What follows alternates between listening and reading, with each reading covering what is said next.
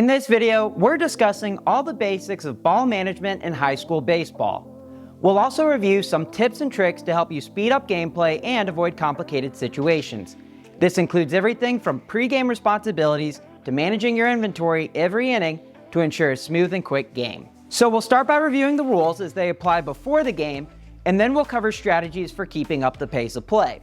I'll also pass along some of the strategies I use for managing my games and some of the tips and tricks our viewers left on this week's survey. Now, if you want to see how well you can do on this week's quiz before reviewing it with me, you can find a link to it in the video description. Also, to make sure we cover everything thoroughly, we're splitting the subject into 2 videos.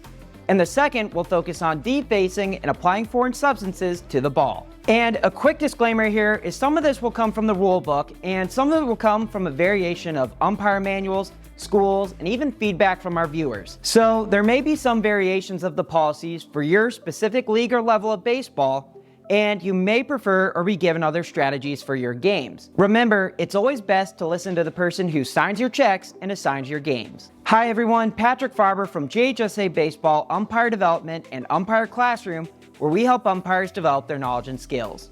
As we wrap up our 2023 season, I want to thank you so much for your support.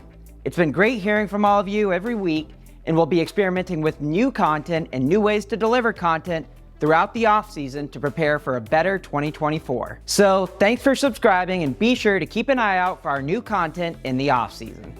Now, let's start by first reviewing ball management up to the first pitch. Unlike the official baseball rules, the NFHS rules do not lay out any responsibilities for the umpires when it comes to inspecting the balls before going onto the field. And it does not leave us with the responsibility to rub up baseballs before the game. My recommendation to you is that you don't worry about if the balls are rubbed up, so long as they're in a good condition. Generally, it's not a good look for an umpire to spit in his hand to try and rub up the baseballs while on the field, so let the home team give you the baseballs how they see fit. Some teams do rub them up and some teams do not. Some pitchers at the high school level even prefer a fresh ball that isn't rubbed up. My recommendation to you is to let the team decide so long as the ball meets the other requirements. So, what are the other requirements? Well, this is one of the strangest parts of the NFHS rules book. It provides no reference to the circumference, weight, color, or material of a baseball. Instead, the only rulebook requirements are in Rule 1-3-1 and are that the ball has 2 markings to determine if it is legal for play. The ball must have the SEI NOXI mark and an NFHS authenticating mark. Other than that, there's no requirement. And relating to our last topic on rubbing up baseballs, the balls are manufactured to the standards set by the governing associations, and there is no instruction to us about the baseballs ourselves. So again, unless specifically instructed to do so by your leadership, I'd say don't worry about rubbing them up yourselves. Now, all that said, what do you do if a team can't provide baseballs with the proper marking? Well, of course, this situation isn't mentioned in the rule book, so I'll tell you how we instruct our GHSA umpires to handle this situation. If the home team cannot provide proper baseballs, we still prefer to have the game played and not a forfeit. So the GHSA policy is to still allow the game to be played with the baseballs provided by the home team. But a report must be submitted back to your association leadership and the GHSA. It's critical that you do this quickly after your game because the violation by the school must be reprimanded and will most likely be done so by a combination of fines and/or suspensions. And usually the punishment from the state office once is enough to get a team straightened out on the policy moving forward. Now, let's review how many baseballs you need to start the game. Rule 1-3-1, a minimum of 3 umpire-approved baseballs shall be provided to start the game. Unless otherwise mutually agreed upon, the home team has this responsibility. No less than 2 baseballs shall be used to complete a game. So, by rule, we are required to get at least 3 baseballs to start, but most umpires prefer to carry more. At the beginning and during the game, I prefer to have 6 baseballs on me, 3 on my left and 3 on my right. Obviously, carrying 6 would be tough in a single bag, and while running on the field, they could fall out. So by keeping no more than 3 or 4 in a bag, I've never had an issue of a ball escaping. Personally, I swapped over to the UmpLife WeatherTech ball bags, and I found that they can easily hold up to 6 baseballs without any worry about them falling out. If you want to order those, you can find a link to them in the video description. Now, you do have an option between wearing either 1 or 2, But I will say a survey of our viewers found that over 80% prefer to wear 2 ball bags. Now, the reason umpires should try to get more baseballs to start the game is that our goal is to never have a lack of baseballs slowing down the game's pace. It's not uncommon for a single at-bat to have 1 or 2 baseballs fouled off and be on the field. By always starting an at-bat with a minimum of 4 baseballs, we should be able to get through most at-bats without running out. So for me, my game management style is to always try and start the game with 6 baseballs. Then, when I get down to 3 left, I signal to the home dugout the number I need to get back to 6 total. My goal and instructions to the dugout is that I want the baseballs brought to me between batters. This will help speed up the pace of the game by not interrupting an at-bat for baseballs. Now, when we make a request, this is an opportunity to show your feel for the game and demonstrate a calm control. Usually, the player, coach, or ball boy responsible for bringing you baseballs is one of the closest individuals to you in the dugout. If you can, try to get their name so you can get their attention when needed. Then, be direct and firm with your request. So for me, when I need baseballs, I look directly into the dugout at the individual and say clearly and loudly, "Jake, 3 baseballs, please." Or, "Dugout, 3 baseballs," all while holding up the number with my fingers. Remember, please and thank you can go a long way in building respect with a team or an individual. And a bonus tip, when making a request, it's better to make a request for baseballs than balls. We're on a field with high schoolers, let's not give them something childish to laugh at. Now, on a side note to all of this, we should never go to the dugout before or during the game for baseballs. If you enter the field from the home team side and pass the dugout, if they have them ready for you, then you may pick them up. But if they aren't ready at that time, the coach or someone else will bring them to you at the plate. Staying in and near the dirt circle around the plate and away from the home dugout will help you present a fair and unbiased presence on the field. So let's talk about ball management during the game.